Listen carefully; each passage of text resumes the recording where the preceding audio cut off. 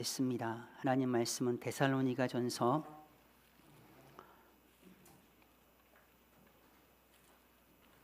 4장 우리 9절에서부터 12절 말씀까지 우리 함께 교독으로 봉독하도록 하겠습니다.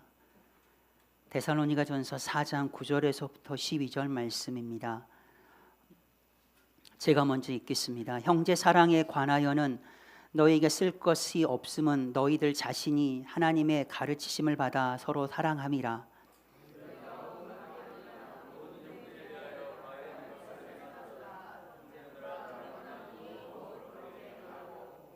또 너희에게 명한 것 같이 조용히 자기 일을 하고 너희 손으로 일하기를 힘쓰라.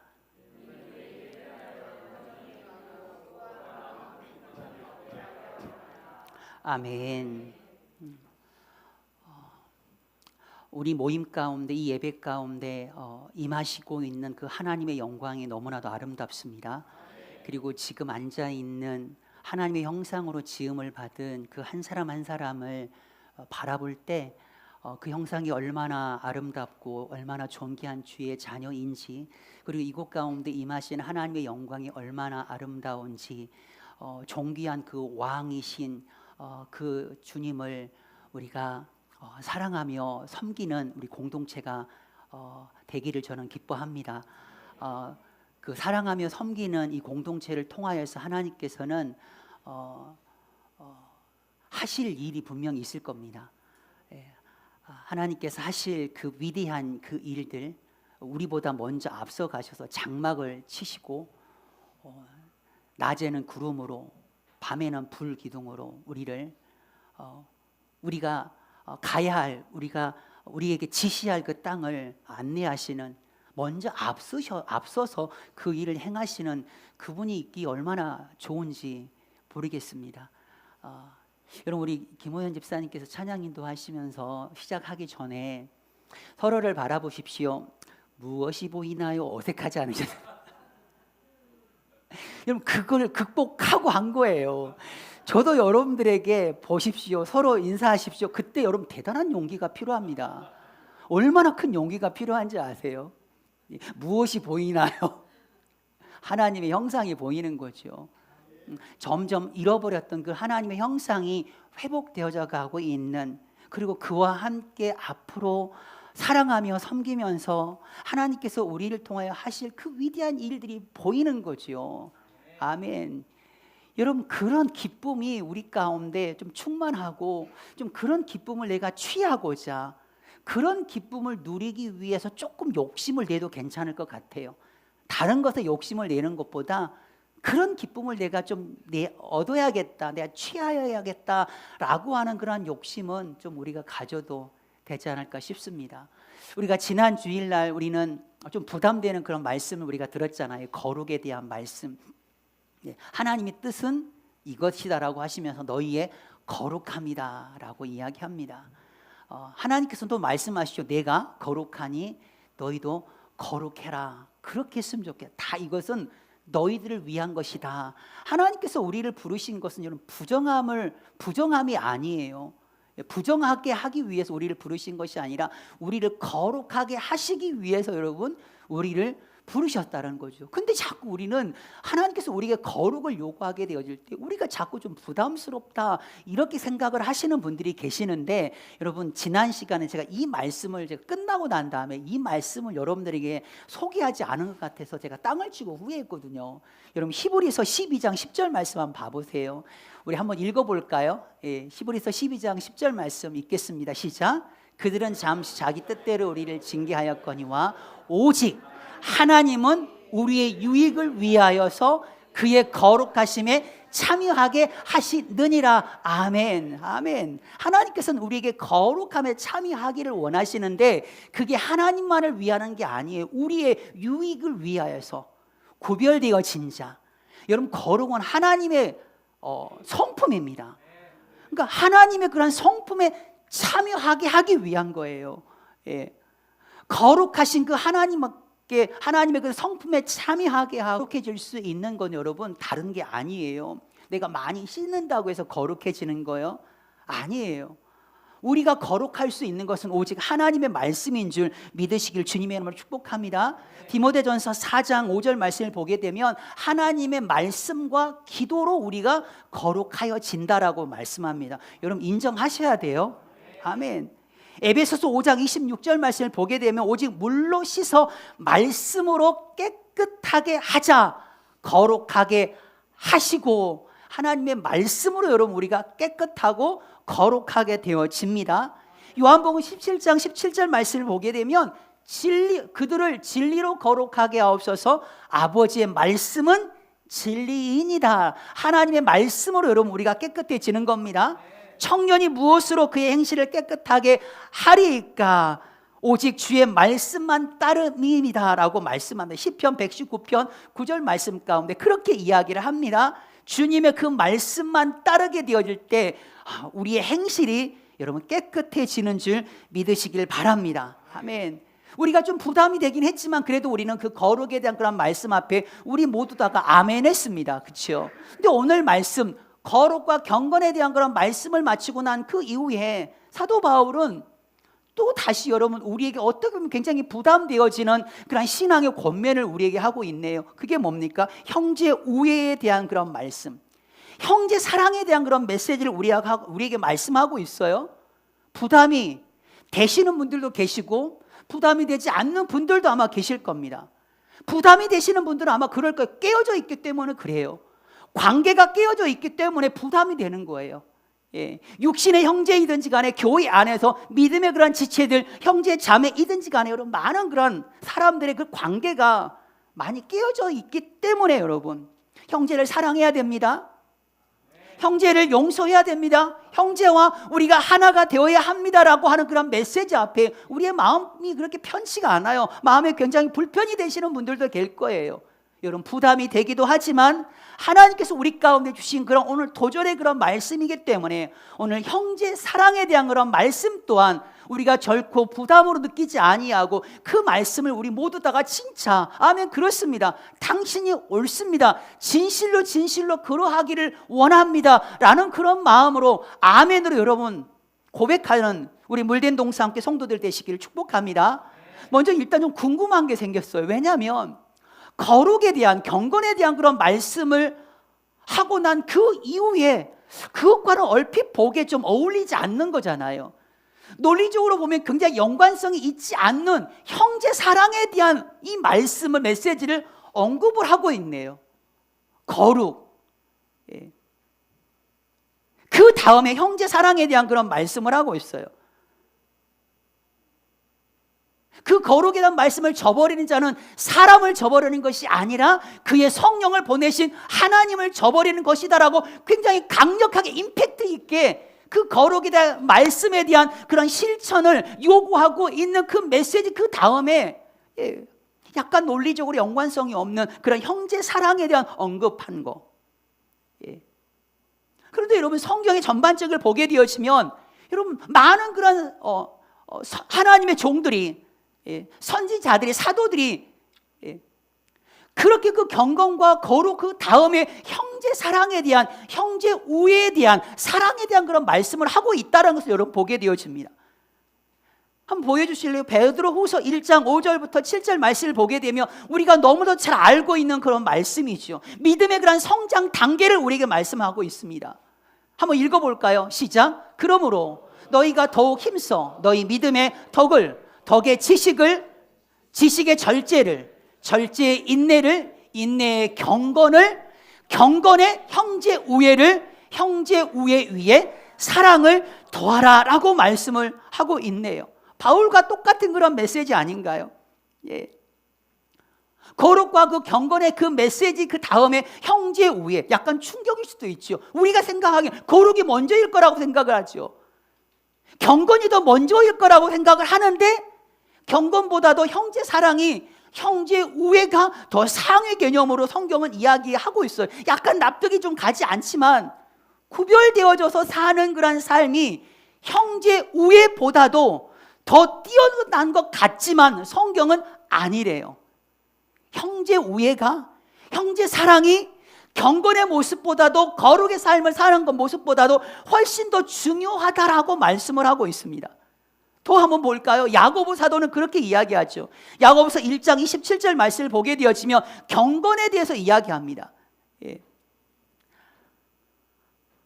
하나님 앞에서 정말 청결하고 더러움이 없는 그 경건이 어떤 건가를 이야기하고 있어요. 성경이 이야기하고 있는 진짜 그 경건은 고아와 과부를 환난 가운데 속에서 돌보는 거예요. 그리고 또 자기를 지키는 거예요. 자기를 지켜서 세속에 물들지 아니하게 하는 것, 그것이 바로 경건이다라고 성경은 말씀하고 있습니다. 자기를 지켜서 세속에 물들지 않는 것, 그것에 흡수되어지지 않는 것이 우리가 생각하기에는 경건이라고 생각할 수도 있겠지만, 진짜 경건, 하나님 앞에 정결하고 하나님 앞에 더러움이 없는 그 경건은 고아와 과부를 환난 가운데 속에서도 돌보고 그를 사랑하고 그를 지켜드는 것이 바로 참된 경건이라고 성경은 정의하고 있네요. 예. 하나님을 경외하고 경건하게 여기셨던 분들이 성경에 보면 우리가 있잖아요. 예. 사도 요한 또한 분명히 말씀을 하며 요한일서 4장 20절 말씀을 보게 되어지면 누구든지 하나님을 사랑하노라, 거룩이죠. 경건이죠. 사랑하노라 하면서 그 형제를 미워하는 이는 거짓말하는 자.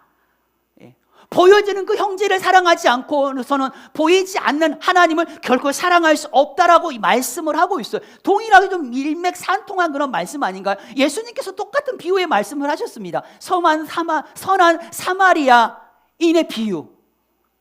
예. 강도 만난 자, 피 흘렸습니다. 거의 죽기 일보 직전까지 갔죠. 그 앞에 그 당시의 경건의 대명사, 거룩의 대명사라고 여겨지는 레위인과 제사장이 지나가게 되었습니다. 그런데 그들은 그냥 지나가기죠. 여러분, 이 말씀을 통하여 예수님께서 하시고자 하는 건 뭘까요? 제 아무리 경건해도, 제 아무리 거룩하다 할지라도, 아무리 많은 그런 성경적인 지식을 알고 있다 하더라도, 아무리 그가 기도를 많이 했다 한다 할지라도 쓰러져 있는 그 형제를 돕지 않으면 그 경건과 그 거룩이 헛것이다라고 하는 메시지를 여러분 우리에게 알려주는 거 아닐까요? 믿으십니까? 예. 저는 이 말씀을 묵상하고 있었기 때문에 목요일 날 야후 목회자 목사님들 모임 가운데 소원에서 가졌었거든요.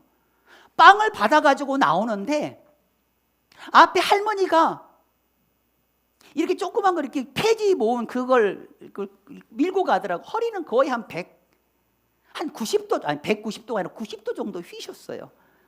그냥 힘겹게 밀고 가고 있는 그 할머니에게 손에 쥐고 있는 그 빵을 제가 가져서 인사를 정중하게 드리고, 어머니 빵 드실래요?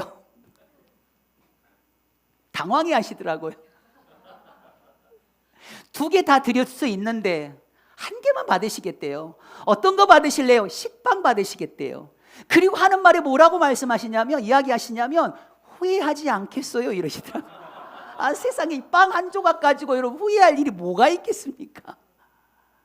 후회하지 않겠냐고 저한테 그러시더라고요. 그래서 제가 그랬습니다. 예수님께서 제 마음 가운데 기쁨을 주시네요 라고, 그리고 헤어졌어요. 네. 사랑하는 우리 물된 농사함께 성도 여러분, 진짜 거룩과 그 경건 그 위에 여러분 형제 사랑에 대한 실천이 여러분 우리 가운데 분명히 요구되어지고 있다라는 사실을 여러분 믿으시길 축복합니다. 사랑하며 섬기는 거예요. 예. 기도로 형제 사랑에 대한 실천을 하십시오. 영혼 구원을 예수님께로 인도하는 그 놀라운 그 헌신과 희생을 통하여서 진짜 형제 사랑과 형제 우애에 대한 그런 말씀을 실천하시는 우리 물된 농사함께 성도들 되시길 축복합니다. 우리 교회 성도 가운데 여러분 엄청난 사랑의 실천을 10일 동안 하신 분이 계세요. 잠깐 예수님을 만났다가 멀리 떠나 있고, 그러다가 거의 인생의 끝자락 암 말기에 걸리셔가지고 거의 이제 임종그 직전에 그 10일이라는 그런 시간 동안 계속해서 관심 갖고 기도하고 복음 전하고 엊그저께 소천하셨대요. 그 10일이라는 그런 시간 동안 할 수 있는 최선의 그 형제 사랑에 대한 그런 실천을 여러분 보여준 거예요. 예배하고 경건의 삶을 사는 거, 그건 너무 귀합니다. 그러나 그것보다 더 귀한 것은 바로 형제 사랑 실천이에요. 우리 좌우 앞뒤 계신 분들이 어색하겠지만 저는 그걸 이겨내고 여러분들이 요구합니다. 예수님의 이름으로 당신을 사랑합니다. 시작. 예수님의 이름으로 당신을 사랑합니다. 아멘. 여러분, 우리가 정말로 거룩함으로, 경건함으로 우리가 부르심을 받았다고 한다면 여기서 멈추지 않았으면 좋겠어요. 막 뜨겁게 막 거룩하게 막 그냥 예배 드리는 곳으로만 딱 스톱이 아니라 더 나아가는 거죠. 형제 우애, 형제 사랑까지 나아가는, 더 말씀 앞에 우리가 순종하는 우리 물된 동산교회 성도들이 됐으면 좋겠습니다. 예배 드리는 거요, 진짜 중요하지요. 근데 드리고 난 다음에 싸워요. 예배 드리고 싸워요. 싸워놓고 아무렇지도 않아요. 아무렇지도 않아요. 여러분, 이게 바로 우리 신앙인의 문제라는 거죠. 한국 교회 여러분 문제예요. 사람들이 봤을 때 교회에 대한 그런 이미지, 여러분 그렇게 여러분 각인되어져 있지 않나요? 서로 많이 싸워요. 심지어 갈라져요. 근데도 예배 드려요. 싸워요. 이긴 사람이 예배당을 사수하고 진 팀은 친교실에서 예배를 드리는 그런 일들이 사실상 한국 교회 가운데 있었어요. 2004년도에 강동구에 있는 엄청난 그 큰 교회, 수만 명 모이는 그 교회에서 원로 목사님 측과 담임 목사님 그 측이 서로 싸웠어요. 영역까지 불렀어요. 싸웠어요. 이긴 팀이 예배당에서 예배를 드리고 진 팀은 친교실에서 예배를 드렸어요. 그 다음날 저는 아직도 기억이 납니다. 신문에 기사가 떴어요. 성령이 충만한 교회일 게 아니라 갈등과 혼돈이 충만한 교회, 이렇게 여러분 떴어요. 여러분, 아무렇지도 않아요. 예배를 드리고 싸우는데도, 또 예배 드리는데도 아무렇지도 않아요. 마음 가운데 그런 죄책감이나 그런 것들이 전혀 없어요. 여러분, 경건보다 우애가, 거룩보다도 형제 사랑이 훨씬 더 귀한 것을 여러분 깨닫지 못했기 때문이 아닐까요? 그 이후로 언론의 대형교회 여러분 사고 뻥뻥 터졌지요. 세상 재판에 교회가 올라갑니다. 서로 싸워요. 그런데 다행이라고 해야 될지 모르겠지만, 그런데 예배는 드려요. 가끔 성경을 백독하신 분, 그리고 기도를 진짜 열심히 하는 분들 계시죠. 그분들이 교회에서 싸워요. 여러분, 성경 백독했다라고 아예 말을 하지 마십시오. 나 기도 진짜 많이 하는 사람입니다. 그 이야기를 아예 안 하는 게 더 나아요. 제가 정말 이전에 마음 아팠던 건이 뭐냐면, 성도가 그럽니다. 목사님 진짜 기도하는 거, 제가 부교육자로 있을 때 정말 목사님 기도 진짜 좋은데 왜 그렇게 기도 많이 하는 사람이 왜 그렇게 싸워요? 교회를 왜 그렇게 시끄럽게 하는 거지요? 여러분, 마음 아프지 않나요? 우리가 여러분 이 부분을 그냥 넘길 수 있는 부분이 아니에요. 우리가 정말로 하나님 앞에 거룩하고 경건한 그런 공동체가 되기를 원하지만, 그보다도 더 형제를, 자매를 더 많이 사랑하는 그런 형제 사랑을 실천하는, 기도와 영혼 구원으로, 그의 섬김으로 여러분 우리의 몸소 사랑과 선행을 실천하는 우리 물된 동산 교회가 되기를 주님의 이름으로 축복합니다. 아멘. 근데 9절 말씀 보게 되면 약간 좀 충격적인 게 뭐냐면, 여러분 3주밖에 안 된 교회잖아요. 데살로니가 교회는 3주 만에 세워졌던 그런 교회예요. 그런데 여러분 9절은 이렇게 이야기합니다. 형제 사랑에 관하여는 더 이상 너에게 쓸 것이 없대요. 와, 여러분 대단하지 않습니까? 초대 교회는 여러분 진짜 그런 거예요. 우리의 모습과는 너무나도 달라요. 얼마나 사랑하면, 사도 바울이 형제 사랑에 대해서 데살로니가 교회가 얼마나 형제를 사랑하냐 하면은, 형제 사랑에 관해서 더 이상 이야기를 할 필요가 없대요. 왜? 너무 잘하고 있으니까. 너무 퍼펙트하게 그렇게 하고 있으니까. 멋진 거죠, 여러분. 진짜 멋진 그리스도인이죠. 하나님 앞에 거룩해요. 하나님 앞에 경건해요. 그리고 난 그 이후에 여러분 형제를 사랑하고, 더 이상 형제 사랑에 대해서 너에게 쓸 말이 없다. 만약에 여러분 우리 한국 교회 가운데 만약에 편지를 쓴다고 한다면, 내가 너에게 할 말 진짜 많다. 형제 사랑에 관해서 내가 진짜 너무 많은데, 네가 그렇게 많은 예배를 드리고 그렇게 많은 성경적 지식을 가지고 있고 그렇게 많은 설교를 들었음에도 불구하고, 어쩌면 그렇게 가르침을 받았음에도 불구하고 사랑하지 않고 용서하지 않고, 어떻게 그렇게 살아가냐, 뭐 어떻게 이럴 수가 있냐, 뭐 이렇게 이야기하지 않을까요? 예. 쓸 말이 없었던 데살로니가 그 교회의 모습을 봅니다. 예. 이 형제 사랑에 대한 그런 말씀을 계속해서 묵상하는 그런 가운데 하나님께서 이 하반기 목회에 대한 부분들과 연관시키더라고요. 여러분, 우리 물된 동산교가 11월 셋째 주 추수 감사주일 때 우리 물된 동산교 모든 그런 세대가 함께 움직였으면 좋겠습니다. 추수 감사주일, 예. 진짜 가나안 성도, 예수님을 전혀 알지 못하는 그들, 예. 저의 목회 가운데 약간의 그런 아픈 부분이 있습니다. 예. 새로운 그런 전혀 예수님을 알지 못하는 이들이 교회 가운데 나오는 그런 모습들이 사실상 교회 가운데 너무 부족한 게 많잖아요. 새로운 그런 이들이 교회 안에 와서도 그들이 잘 적응하고 뿌리를 내릴 수 있도록 우리 물된 동산교회가 진짜 형제 사랑에 대한 그런 실천을 우리가 기도하면서 한 2달, 3달 정도 준비하는 그런 가운데 11월 19일 날 주변에 있는 내 남편 많는 게 아니죠. 남편이 많으면 안 되죠. 네. 남편분들, 자녀들, 예, 친척들, 이웃들, 여러분 그분들을 한번 그날 형제 사랑의 그런 실천, 내가 거룩하고 경건한 그런 모습으로 끝나는 것이 아니라 형제 사랑에 대한 그런 실천을 그렇게 한번 우리 물된 동산교회 모든 공동체가 한번 온 에너지를 기도하면서 그렇게 준비해 봐도 괜찮겠다 싶어요. 네. 나오셔야 될 남편분들은 많습니다. 교회 가운데. 네. 나와야 될 자녀들이 많습니다. 우리 물된 농산교회가 바로 그런 형제 사랑을 실천하기는 그런 은혜가 있기를 주님의 이름으로 축복합니다. 또 고민해봤어요. 이 말씀 묵상하는데 한 부모 밑에서 나온 형제들도 잘 사랑하지 않는 것 같더라고. 네, 고개를 끄덕끄덕 하시는 분들도 계시는. 우리 집안을 보면 그렇습니다. 예원이하고 예성이는 늘 좀 쉽지가 않아요. 둘 관계는요. 약간 혼란스러워요. 어떨 때는 되게 사이가 좋다가 어떨 때는 막 쥐잡듯이 막 서로 잡아 물어 뜯어요. 네, 깜짝 놀랄 때가 있어요. 근데 여러분 좀 위로가 된 게 뭐냐면 성경에 나와 있는 형제 자매들도 그다지 사이가 좋은 사이는 그렇게 많지가 않아요. 거의 사이가 안 좋아요. 가인과 아벨 보세요. 죽였잖아요. 에서와 야곱 보세요. 속였어요. 그리고 죽인대요. 분노를 20년 동안 여러분 분노를 그 마음 가운데 갖고 있었던 에서이잖아요. 자매 레아와 라의 관계가 썩 좋지 않습니다. 요셉의 형제들 두말하면 잔소리죠.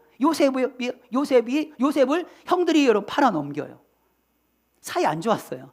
출애굽에 시켰던 모세 형 아론, 누나 미리암, 형하고 누나가 그랬잖아. 야, 너만 잘났냐? 너만 하나님이 쓰시냐? 뭐 이렇게 이야기를 하지 않습니까? 다윗과 그 형제들 도시락 챙겨가지고 아빠 심부름 갔다가 거기서 이야기 듣습니다. 네가 너의 교만함을 아느냐? 뭐 이런 이야기도 듣기도. 사이가 별로 좋지 않았어요. 탕자의 비유는 얼마나 더 심한데요. 예. 동생이 집을 나갔는데 찾을 생각을 안 합니다. 웃기죠? 아빠가 동생 돌아오기를 계속 기다리는데 그거 보면은 큰아들이 그 정도는 해야 되는 거 아닌가요? 아버지 그렇게 기다리시면 제가 한번 찾아 나서 보게. 뭐 이 정도는 나와야 되지 않습니까? 그러나 끝까지 안 나가면 자기가 나가서 찾겠다라고 말을 안 합니다. 오히려 돌아왔는데 그 아들을 위해서 잔치까지 열어줬는데 그것 때문에 싫어했던 사람이 첫째 아들이었던. 저는 둘째라 너무나도 자유하죠. 예. 그러니까 형제 피를 나눈 그런 형제들이지만 그렇게 좀 사이가 파괴되고 깨어져 있는 모습을 여러분 봐요. 근데 그 이유가 여러분 뭘까요? 결국은 그 관계가 파괴되어지고 깨어진 것은 여러분 우리 안에 들어오게 된 그 죄 때문에 그렇다라는 거 여러분 아시죠? 하마르티아 헬라어로 벗어나다라는 것이죠. 관역에서 벗어난다라는 거. 하나님의 말씀에 꽂혀서 하나님의 그 말씀에 입각하여서 우리가 그렇게 살아야 되는데 자꾸 그 말씀에서는 벗어나기 때문에 우리 인간 관계에 깨어지고 문제가 생기고 시기가 생기고 질투가 생기게 되어지는 거 아닙니까? 죄가 들어옴으로 인해서 온통 관계가 깨져 버렸죠. 하나님은 그 관계를 회복하기 위해서 하나밖에 없는 아들 예수 그리스도를 이곳 가운데 보내셔서 십자가의 죽음으로 인하여 막혔던 그런 죄의 그 벽을 여러분 허무셨지요. 그리고 우리 가운데 화목하게 하시고 우리를 화평케 하시는 그런 은혜를 우리 가운데 주셨어요. 여러분 성경에 나와 있는 형제들이 다 이렇게 사이가 안 좋고 깨졌으니까 그래 그러면 우리도 그렇게 해야지. 여러분 그렇게 결론을 내린다고 한다면 아마 웃길 거예요. 하나님의 소원은 하나가 되는 거 그렇지 않을까요? 예수님께서도 대제사장적인 그런 중보 기도를 하실 때 요한복음 17장의 그런 기도의 그 내용 핵심이 뭡니까? 하나 되게 해달라고 하는 거예요. 제자들이 하나가 되게 해달라고 하는 거. 여러분 이 죄의 문제가 여러분 반드시 여러분 해결함을 받아야 합니다. 그래야지만 관계가 회복이 되어지고 그래야지만 여러분 형제 사랑에 대한 그런 실천이 여러분 우리 가운데 여러분 일어나지 않을까요? 곰곰이 생각해 봤어요. 묵상하는 그런 가운데 우리가 그 관계가 깨어져 있는 그런 상태에서 죄로 인하여 관계가 깨어져 있는 그런 상태에서 우리가 좀 생각해야 될 그런 대상이 있는 거예요. 그 대상이 부모예요. 부모. 부모를 여러분 우리가 한번 생각해 보면 부모의 마음이 어떨까? 자식들이 서로 말 안 하고 자식들이 서로 이렇게 싸울 때 여러분 부모의 마음이 얼마나 아플까요? 여러분 혹시 옛날에 불렀던 찬양인데 혹시 아실지 모르겠어요. 다 아실 겁니다만은 아름다운 마음들이 모여서 주의 은혜 나누며 예수님을 따라 사랑해야지. 우리 서로 사랑해. 하나님이 가르쳐준 한 가지 2절. 이 다음에 예수님을 만나면 우리 뭐라 말할까? 그때에는 부끄러움 좀 없어야 될 텐데요. 이 다음에 예수님 만남과 동시에 우리는 믿음의 부모를 만나지 않을까요? 그분을 만날 때 여러분 우리가 뭐라고 이야기할 수 있을까요? 지금 살아 계시는 그 부모님들도 마찬가지 아닐까요? 마찬가지로 여러분 믿음의 형제 자매의 그런 관계도 똑같다고 생각이 돼요. 그리스도 안에서 만난 형제 자매입니다. 하나님은 우리가 서로 사랑하기를 정말로 원해요. 미움, 다툼, 시기, 질투 버리고 주님만 하나님만 사랑하기를 여러분 원해요. 근데 하나님의 자녀들이 싸워요. 하나님의 그러한 자녀들이 다퉈요, 시기해요. 그때 여러분 제일 마음 아프신 분은 바로 하나님 아니실까요? 이 다음에 우리 주님 반드시 만나게 될 줄 믿습니다. 주님 만났을 때 여러분 뭐라고 이야기할 거예요? 본당 젠탈전 하다가 왔습니다. 제가 이겨서 예배당에서 제가 예배 드렸거든요. 부끄럽잖아요 우리가요. 그래도 예배는 잘 드렸습니다. 이게 통할까요 여러분? 아마 전부 다 하나님 앞에 여러분 손 들고 다 무릎 꿇고 손 들고 서 있어야 될 상황이 아닐까 생각을 해요. 여러분 정말 교회 안에서 형제 자매의 그런 관계가 깨어지지 않고 또 시끄럽지 않기 위한 어떤 그 실마리를 오늘 성경은 우리에게 제시를 하고 있는 것을 볼 수가 있습니다. 오늘 성경 말씀 우리 한번 봐볼까요? 11절 말씀 한번 봐보십시오. 우리 11절 말씀 다 같이 한번 읽겠습니다. 시작. 또 너희에게 명한 것 같이 조용히 자기 일을 하고 너희 손으로 일하기를 힘쓰라. 아멘. 아멘. 여러분 명한 것 같이 조용히 주의 일을 하면 되는 겁니다. 그래야지 교회는 조용해요. 여러분 요한복음 21장의 말씀을 보게 되면 예수님께서 부활하시고 난 다음에 베드로를 만나잖아요. 그리고 베드로에게 네가 나 사랑하느냐 네가 나 사랑하냐. 여러분 그 말씀을 통하여서 하나님께서는 베드로를 다시 여러분 회복시키시기 위해서 말씀을 하시잖아요. 그러면서 여러분 18절 말씀을 보게 되어지면 우리 한번 읽어볼까요? 요한복음 21장 18절 말씀 읽겠습니다. 시작. 내가 진실로 내게 이르노니 네가 젊어서는 스스로 띠띠고 원하는 곳으로 다녔거니와 나와 늙어서는 내 팔을 벌리리니 남이 내게 띠띠우고 원하지 아니하는 곳으로 데려가리라. 19절 말씀. 이 말씀을 하심은 베드로가 어떠한 죽음으로 하나님께 영광 돌릴 것을 가르치심이로라. 이 말씀을 하시고 베드로에게 이르되 나를 따르라 하시니. 아멘. 여러분 상상 한번 해보세요. 예수님 앞에 실수했잖아요. 3번이나 여러분 예수님을 모른다고 했고 심지어는 그 소녀 꼬맹이 앞에서 예수님을 저주까지 했던 여러분 베드로예요. 근데 예수님께서는 그 수치를 해결하십니다. 그리고 예수님께서 야 이제 너 팔 벌려. 이제는 더 이상 네 마음대로 살지 말고 이제는 너는 이렇게 살아야 돼. 너 나를 따라와. 나를 따라. 너는 나를 따르라라고 이렇게 말을 하는 그 분위기 느껴지시나요? 얼마나 여러분 장엄합니까? 예. 예수님께서 여러분 베드로에게 이제 너를 위해서 예전에 네가 이렇게 살았지만 이제는 너 그렇게 살지 마. 이제 나를 따르면 돼. 라고 여러분 그렇게 분위기 딱 잡고 이야기하는데 우리 베드로 형님께서 뭐라고 이야기하셨는지 20절 말씀 한번 봐보시겠습니까? 시작. 베드로가 돌이켜 예수께서 사랑하시는 그 제자가 따르는 것을 보니 그는 만찬석에서 예수님의 품에 의지하여 주신 주님을 파는 자가 누구오니까 던진 자더라. 아멘. 아멘. 20절 말씀, 21절 말씀을 보게 되어지면 여러분 그 내용이죠. 너는 나를 따라와. 그렇게 말씀을 예수님 하셨는데 베드로는 뭐라고 이야기하죠? 주님 사랑하는 제자가 있는데 주님 사랑하는 제자가 있는데 그는 어떻게 이 사람은 어찌 되겠습니까? 라고 질문을 하고 있는 거죠. 예. 나를 따라와 말했기 때문에 그냥 따라가면 되는 거거든요. 그런데 그렇지 않았어요. 얘는 어떻게 돼요? 이랬어요. 예수님께서 말씀하십니다. 내가 올 때까지 그를 머물게 할지라도 네가 무슨 상관이냐? 그래요. 너는 그냥 조용히 나를 따라와. 여러분 신앙생활을 하면서 옆에 사람들에게 별로 여러분 물론 관심 갖고 사랑으로 그들을 섬기는 건 중요합니다. 여러분 너무나도 그들에게 여러분 좋지 않는 부정적인 그런 부분에서 여러분 신경 쓰지 않으셨으면 좋겠어요. 오늘 말씀을 보면은 조용히 내가 해야 될 일, 그 일을 하면 되는 거예요. 근데 우리는 그렇게 잘 안 해요. 베드로 형님처럼 우리는 옆 사람이 궁금해요. 옆 사람에게 되게 많이 신경을 많이 써요. 아, 어떻게 저렇게 예배를 드리지? 뭐 이렇게. 어떻게 저렇게 기도할 수가 있지? 왜 저렇게 똑바로 못 섬기지? 왜 이렇게 한쪽으로 치우쳐서? 왜 이것만 하지? 여러분 그렇게 생각을 궁금해해요. 근데 궁금해하기만 하면 되는데 그것을 말로 해요. 그러니까 문제인 거죠. 그러니까 시끄러운 거죠. 예. 옆에 사람 예전에 제가 부교역자 생활 사역할 때 사모님께서 그 교회 담임 목사님 사모님께서 자꾸 방언을 하는데 비비빅 그러시더라고요.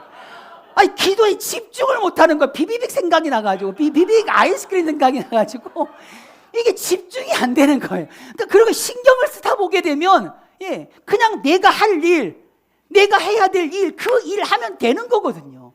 근데 자꾸 옆 사람에게 신경 쓰고 얘 예배는 저렇게 그러다 보니까 궁금해요. 그럼 궁금한 거 그냥 속으로만 궁금하면 되는데 그걸 말로 표현을 하니까 교회 가운데 시끄러움이. 그때 그런 사람은요 절대 거기서 멈추지 않습니다. 이제는 목사님은 왜 그럴까? 이제 이렇게까지 가는 거죠. 네. 그럼 교회는 막 더 시끄러워지는 거예요. 사랑하는 성도 여러분, 우리 교회가 정말로 평안하고 교회가 형제 사랑을 실천하는 교회가 되기를 원합니다. 여러분 진짜 그거 하세요. 네, 조용히 주의 일을 하면 되는 거예요. 여러분 여기에서 오늘 영어 성경에 보게 되어지면 이 단어가 ambition이라는 단어를 사용하고 있어요. 그러니까 이걸 여러분 이렇게 볼 수 있어요. 조용한 삶을 사는 것을 너의 ambition으로 삼아라라는 거죠. 조용히 주님께서 너에게 하게 하신 그 일을 네가 조용히 그 일을 하고 그 일에 집중하는 것을 너의 야망으로 삼아라. 여러분 좀 다르게 오지 않나요? 여러분 우리의 야망이 말 없이 조용히 주님을 따라가는 것. 여러분 이와 같은 그런 거룩한 야망을 저와 여러분들이 한번 좀 품어보시기를 주님의 이름으로 축복합니다. 아멘. 12절 말씀 놀라운 고백을 하게 되어집니다. 우리 한번 12절 말씀 읽어볼까요? 시작. 이는 외인에 대하여 단정히 행하고 또한 아무 궁핍함이 없게 하려 함이라. 아멘. 외인에 대하여 단정하게.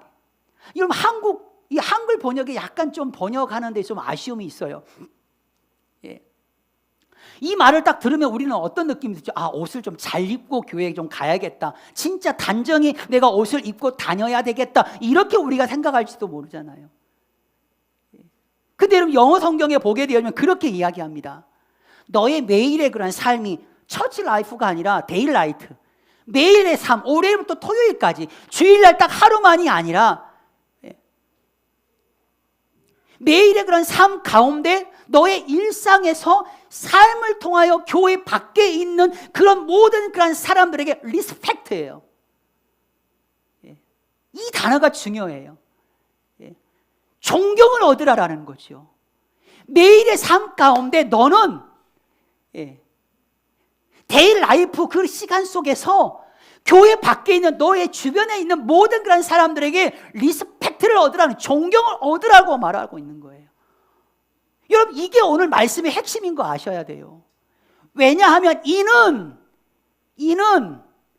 존경을 얻게 하려라라는 거죠. 외인들에 대하여 옷을 단정하게 입는다라는 거, 너는 존경을 얻으라는 거예요.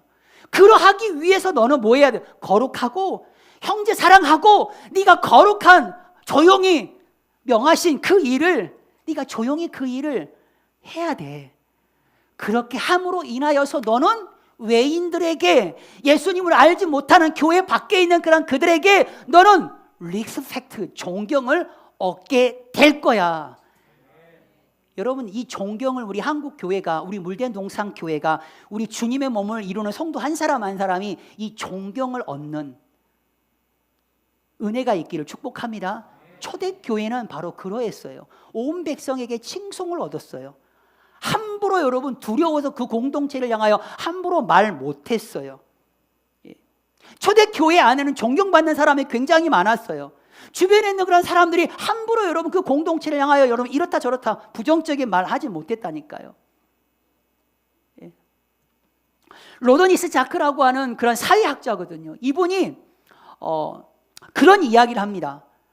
어떻게 이 작은 이 종교, 이 기독교가, 이 지저스 운동이 어떻게 이렇게 큰 공동체가 될 수가 있었는가? 이 사회학자의 그런 관점에서 그가 이야기하는 게 뭐냐면, 초대교회 사람들은 다 종교인과 달랐다라는 거예요. 그러니까 어느 종교보다도 리스펙트를 얻었다라는 거죠. 존경을 받았다라는 거예요. 정말로 그들은 밖에 있는 그런 사람들과는 차원이 달랐다라는 거죠. 우리 한국에도 기독교가 들어오게 되어질 때, 그러했어요. 구한말 그 신문에 그 기사가 나온 내용인데 이런 내용이 있어요. 세상의 교가 정말로 많은데 예수교, 기독교와 같이 참 착하고 사랑하고 남을 긍휼히 불쌍히 여기는 교는 세상에 다시 없는지라, 신문에 그렇게 나요.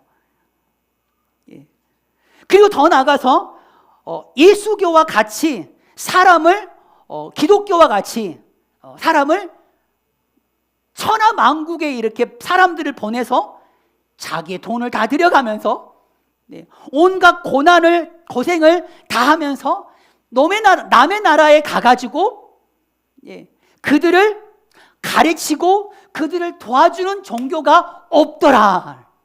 우리 초대교회, 우리 한국이 그런 초대교회가 여러분 바로 그러했잖아요. 그러함으로 굉장히 존경을 많이 받았습니다. 그 당시에 여러분 목회자들은 목사라고 그러면 절대로 세관 검색 안 했어요. 지금은 막 목사입니다, 장로입니다 그러면요 더 가방을 열어서 본다고 그러잖아요. 과거에는 여러분 방학 시작하게 되면 여름성경학교 시작했다가 방학 끝나면 여름성경학교 끝나는 거예요. 그때 당시에는 교회 주일날 교회 행사가 주일날 다른 학교 행사라든 다른 모임을 전혀 잡지를 않았어요. 그런 정도였었어요. 근데 여러분 한국 교회가 정말로 너무나도 안타까운 그 길을 여러분 우리가 걸어가고 있지요. 여러분 우리 한국 교회가 외인들에 대하여 단정함을 입어야 됩니다. 한국 교회가 데일 라이프 가운데 속에서 매일의 그런 삶 속에서 하나님을 알지 못하는 그런 외인들을 통하여 여러분 존경을 받고 그 존경을 여러분 회복하기 위해서는 우리가 거룩해야 되고 경건해야 되고 그것으로만 끝나버리는 것이 아니라 형제 사랑 실천을 해야 되고 교회가 서로 싸우고 시끄럽지 않아야 돼요. 조용히 우리가 해야 될 일, 주님이 명령하신 그 일 여러분 우리가 하면 되는 거지요. 여러분, 교회가 민족의 소망입니다. 여러분, 교회가 존경을 얻게 되기를 주님의 이름으로 축복합니다. 근데 여러분, 정말 감사하게도 교회가 여전히 그럼에도 불구하고 신망을, 믿음을 많이 잃어버렸지만 그럼에도 불구하고 세상의 존경과 박수를 받고 있는 그리스도인들이 많다라는 거예요. 다행이죠. 그분이 바로 지금 여기 앉아있는 여러분들입니다. 한번 봐보세요.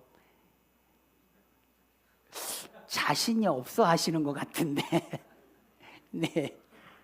세상에서 존경과 박수, 리스펙트를 얻는 우리의 모습들, 저 자신이 되기를 원하고 또 여러분들의 자신이 되기를 원합니다. 우리 한번 영상 하나만 볼까요? 네, 청년 바보 의사 안수연이라고 하는 분입니다. 네, 장례식에 무려 4,000명이 왔어요. 동료 선후배들뿐만 아니라 정말 환자들과 이와 같은 가족들, 리스펙트가 병원 필요하지 않을까 청소하는 생각이 분, 됩니다. 식당 아주머니, 침대 미는 도우미 등 모인 그들은 모두 가슴에 뜨거운 눈물을 흘리며 그를 그리워했습니다. 그는 매일 밤 회진을 돌며 조용히 제 손을 잡고 기도해 주었습니다. 기독교인이 아니라 처음에는 거부감이 들고 불쾌하기까지 했지만 어느 날부터 그 청년 의사를 기다리게 되었고 그 청년 의사가 믿는 그 예수님을 한번 믿어보고 싶어졌습니다. 암투병 중인 남편을 간호하느라 몸도 마음도 지쳐 있었는데 그 청년 의사가 다가와 성경책 한 권과 찬양 테이프를 전해주고 갔습니다.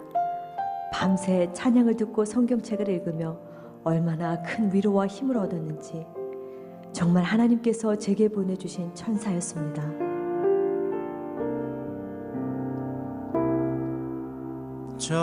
병원 매점 앞에서 오랫동안 구두를 닦아왔는데 제게 항상 허리를 굽혀 공손하게 인사하는 의사는 그 청년이 평생 처음이었습니다. 그 겸손한 모습에 예수 믿는 사람들을 다시 보게 되었습니다. 그 청년 의사는 퇴원하여 집에서 투병 중인 아들을 잊지 않고 찾아와 늘 격려해주고 꿈을 심어주었습니다. 아들은 아직 침대에 누워있지만 이제 다른 사람들과 교회들, 열방을 위한 중보기도자가 되었습니다. 일일이 다 열거할 수 없는 수많은 사람들에게 사랑을 나눈 그 청년 의사는 바로 고려대학교 의과대학병원의 내과 전문의였던 안수연 형제입니다. 의사로서 심히 바쁘고 분주한 가운데서도 그는 늘 마음의 귀를 열어 환자들의 얘기를 들어주었고 죽음을 맞이하는 환자의 가족들을 위로하기 위해 영안실을 찾기도 했습니다. 돈이 없는 환자 대신 병원비를 내어주기도 했으며 2000년도에 있었던 전국 의사파업대회는 수많은 비난과 불이익의 위협 속에서도 홀로 병원에 남아 밤을 새우고 끼니를 걸러가며 환자들을 지켰습니다. 2006년 33세에 하나님의 부르심을 받기 전까지 그는 평생 참 의사로서 청년 모임과 성경 공부 인도자, 주일학교 교사, 성가대원으로서 하나님께 우선순위를 두고 늘 예수님을 닮기 위해 자신의 모든 것을 아낌없이 나누어 주었습니다. 비록 예수님과 같은 짧은 생애였지만 그의 소망대로 하나님은 그를 통해 수많은 사람들에게 생명을 전하게 하셨고 그를 수많은 사람들이 예수님을 기억하도록 돕는 매체가 되게 하셨을 뿐 아니라 그를 만난 사람들의 마음속에 이제 그의 삶을 예수님의 흔적으로 남게 하셨습니다. 그 높은 길로 가기 원하. 아멘. 참 너무 감사하죠. 네, 저는 우리 물된동산 교회가 정말 이런 존경을 받는 그런 신앙인으로서 감동을 주셨으면 좋겠습니다. 우리가 뜨겁게 막 예배를 드리는 곳으로 외인들이 감동을 받지 않아요. 예배를 뜨겁게 드리고 기도를 많이 한다고 해서 찬양을 많이 한다고 해서 여러분 뜨겁게 그들이 감동받지 않습니다. 우리의 삶 가운데 매일매일 데일리 라이프를 통하여서 월요일부터 토요일까지 그 시간들 속에서도 정말 그분들에게 존경받는 우리 물된동산교회 성도들, 그런 도전이 있기를 주님의 이름으로 축복합니다. 우리 이 시간 한번 찬양 우리 드리도록 하겠습니다. 예수님처럼 살아가게 하여 주시면 감사하겠습니다. 우리 한번 찬양 우리 드리도록 하겠습니다. 세상을 구원하기 위해 흘려야 할 피가 있다고 한다면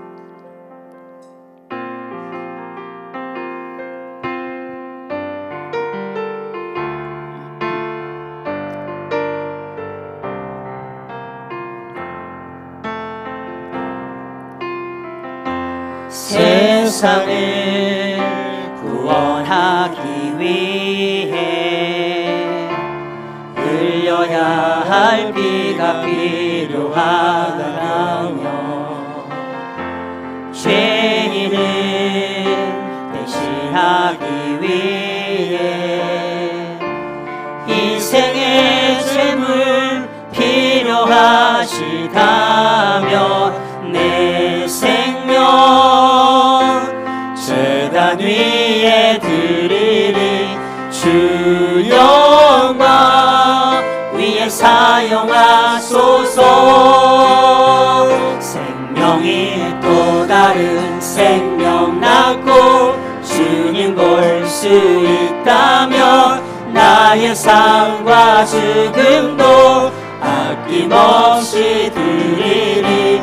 죽어야 다시 사는 주의 말씀 믿으며 하늘의 미랄 되어 썩어지리니 예수님처럼 살아가게 하소서. 다시 한번 고백하겠습니다. 세상을 구원하기 위해 세상을 구원하기 위해 흘려야 할 피가 필요하다며 죄인을 대신하기 위해 희생의 제물 필요하시다며 내 생명 제단 위에 드리리 주 영광 위에 사용하소서. 생명이 또 다른 생명 낳고 주님 볼 수 있다면 나의 삶과 죽음도 아낌없이 드리리. 죽어야 다시 사는 주의 말씀 믿으며 하늘의 미랄 되어 썩어지는 믿음으로 고백하겠습니다. 예수님처럼 살아가게 하소서. 생명이 또 다른 생명이 또 다른 생명 낳고 주님 볼 수 있다면 나의 삶과 죽음도 아낌없이 드리리. 죽어야 다시 사는 주의 말씀 믿으며 하늘의 미랄 되어 썩어지니 예수님처럼 살아가게 하소서. 예수님처럼 살아가게 하소서. 예수님처럼 살아가게 다시 한번 믿음으로 고백하겠습니다. 예수님처럼 살아가게 하소서. 아멘. 우리 이 시간 조용히 눈을 감읍시다. 그리고 오늘 하나님께서 우리에게 주신 그 말씀을 한번 우리가 깊이 생각해 보았으면 좋겠습니다. 우리가 존경을 받기를 원합니다. 예수님처럼 살게 되면 우리가 외인들에게 우리가 존경을 받습니다. 우리 물된 동산교회가 그러했으면 좋겠어요. 우리가 거룩하기를 원하고 교회가 시끄럽지 않도록 우리에게 명한 그 주님의 그 사명을 주변 사람들에게 이렇다 저렇다 신경 쓸 것이 아니라 궁금해할 것이 아니라 나에게 맡겨주신 그 사명을 감당하는 것이요. 주님이 따르라고 하면 따르는 거예요. 하나님, 저 사람은 어떻게 됩니까? 여러분, 이렇게 하게 되면 교회는 시끄러워져. 우리 물된 동상교회가 형제 사랑의 그런 실천을 통하여서 우리가 맡겨준 그런 사명을 온전히 잘 감당함으로 인하여서 여러분, 우리 교회가 존경받는 교회, 예수님처럼 살아가는 존경받는 교회, 존경받는 주님의 몸을 이룬 성도 한 사람 한 사람 되게 하여 주시옵소서. 지금 우리 함께 하나님 앞에 기도하겠습니다. 주여, 주여, 주여. 할렐루야. 사랑과 은혜가 충만하신 하나님, 하나님, 우리 물된 동상교회가 외인들에 대하여서 주님 단정함을 얻게 하여 주옵소서. 하나님, 존경받는 우리 물된 동상교회가 되게 하시고, 존경받는 그리스도인이 되게 하시고, 존경받는 우리 한국교회가 주님 되게 하여 주시옵소서. 존경과 박수를 받는 그리스도인들이 우리 한국교회 가운데 하나님 더 많이 주님 세워지게 하여 주시옵소서. 사람들이 하나님, 우리 함부로 할 수 없는 그런 공동체가 되게 하시고, 모든 그런 백성에게 친송받는, 존경받는 그런 그리스도인이 하나님 더 많이 주님 일어날 수 있도록 주님 허락하여 주시옵소서. 하나님 감사합니다. 거룩과 경건 위에 바로 형제 사랑, 형제 우애가 있음을 주님 깨닫습니다. 하나님, 환난과 고난 가운데 속에서도 고아와 과부를 돌아보는 것이 진정한 경건의 모습이다라고 우리 가운데 주님 도전하고 있습니다. 하나님, 거룩과 그 경건의 그런 공동체를 뛰어넘어서 형제 사랑의 그 실천을 몸소 실천하고 행하여서 존경받는 우리 물된 동상 교회가 되어지는 일에 있어서 우리 성도 한 사람 한 사람이 더 많은 기도와 그런 실천으로 주님 앞에 나아가게 하여 주시옵소서. 우리 자신의 삶의 모습을 주님 돌아보는 오늘 이 말씀 앞에 우리